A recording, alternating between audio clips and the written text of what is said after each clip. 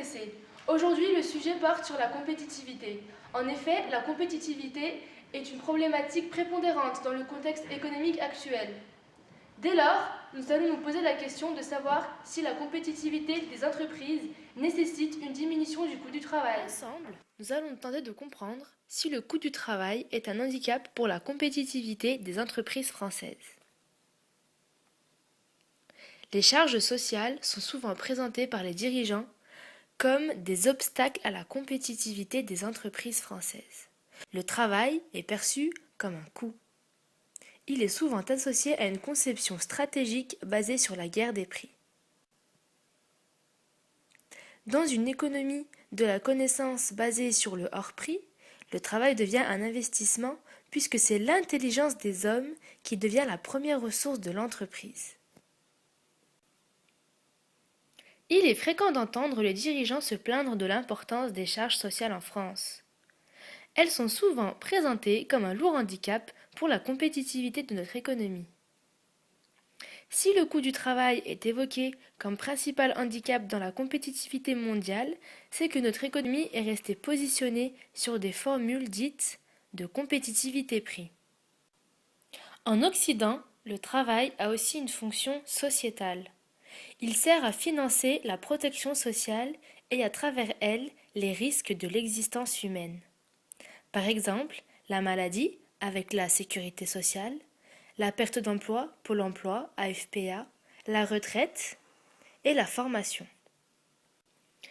Les risques psychosociaux font irruption dans la scène des médias rappelant que le travail est de plus en plus un espace de souffrance.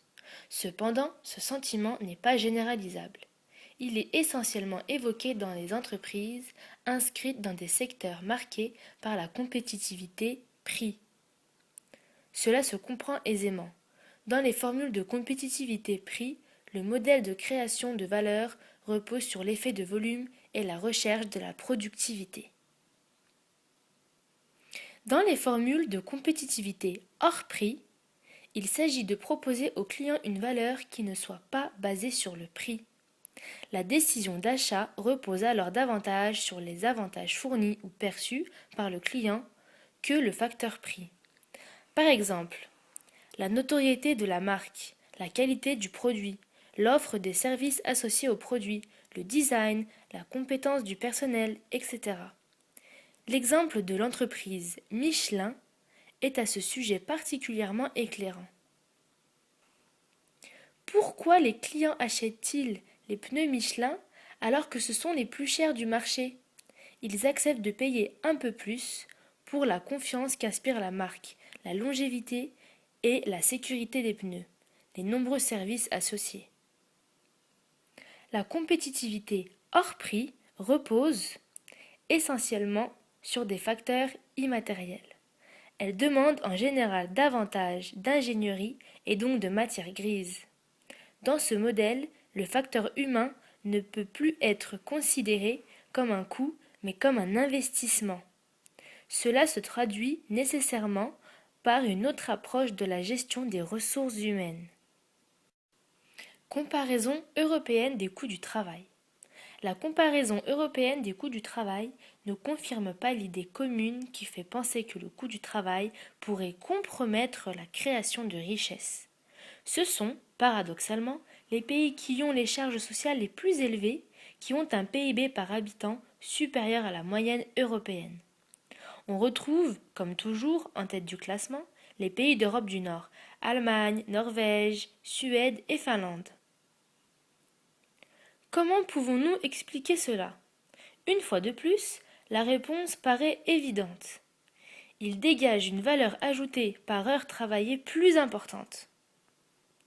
Cet écart serait-il dû à une productivité insuffisante de notre part? Les statistiques montrent que nous avons la productivité la plus élevée d'Europe après la Norvège. L'importance de cet écart ne peut pas s'expliquer que par la seule explication de la productivité du travail.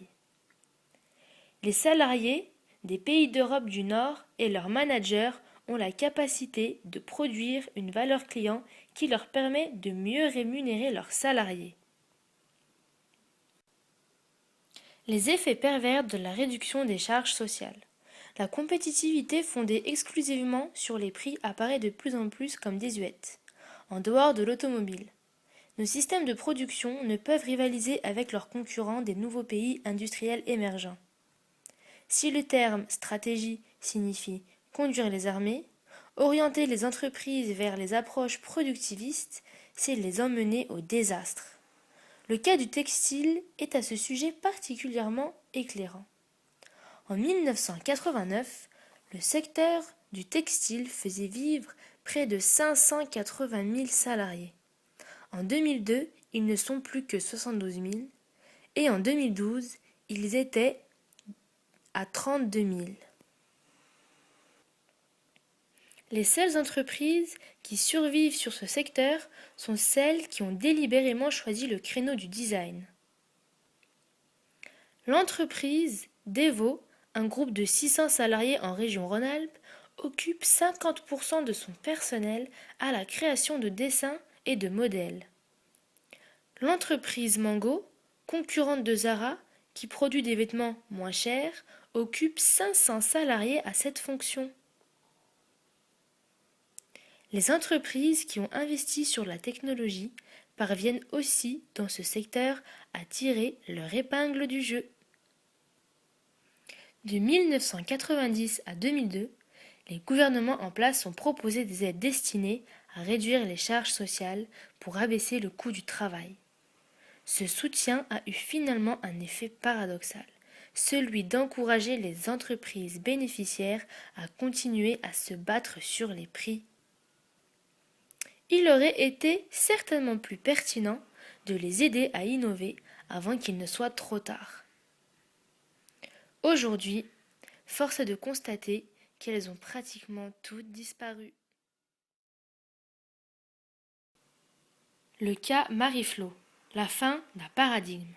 Une entreprise, il y a quelques années, a défrayé la chronique. L'entreprise Marie-Flo. Elle illustre hélas trop bien l'analyse que nous développons.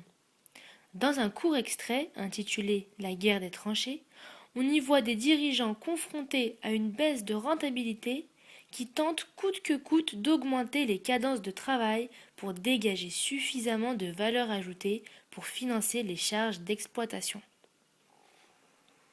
Leur stratégie de réduire à un simple exercice mathématique pour payer leurs charges, ils doivent fabriquer X chemises. Cette conception mécaniste et binaire les emmène à fixer des objectifs impossibles à leurs salariés en exerçant sur eux une terrible pression. Le directeur de production s'irrite de voir que les cadences de production ne leur permettent de réaliser les prévisions quantitatives abstraites qu'il a fixées. Le personnel subit dans un premier temps, avec passivité et résignation, ces injonctions jusqu'à ce que la révolte éclate et s'exprime à travers une grève illimitée demandant la démission du directeur technique. La pression exercée par celui-ci a été perçue comme tellement violente qu'il l'accuse de harcèlement. Après une telle mutinerie, les dirigeants de l'entreprise devront déposer le bilan. Mais cette situation n'est pas, en vérité, le résultat de la grève du personnel, ni même finalement l'attitude du manager. Cette entreprise était en réalité depuis longtemps condamnée car elle était positionnée sur une formule stratégique dépassée.